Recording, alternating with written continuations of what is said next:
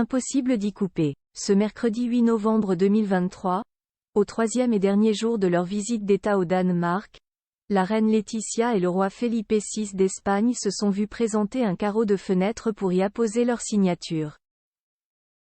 Publicité avant de faire ses adieux à ses hôtes étrangers, la reine Margrethe II de Danemark a veillé en personne à ce que cette curieuse tradition, vieille de plus 180 ans, soit respectée. Celle-ci remonte au 17 août 1841.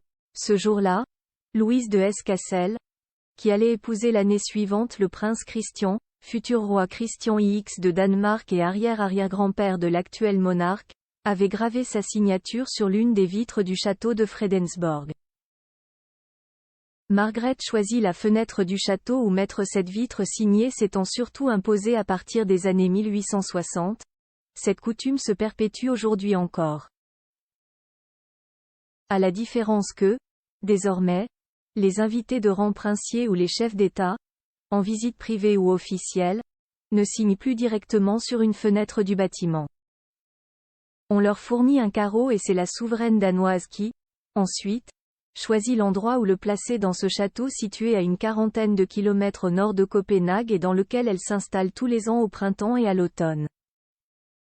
Après avoir satisfait à cette tradition, le couple royal espagnol a assuré ses derniers engagements au Danemark.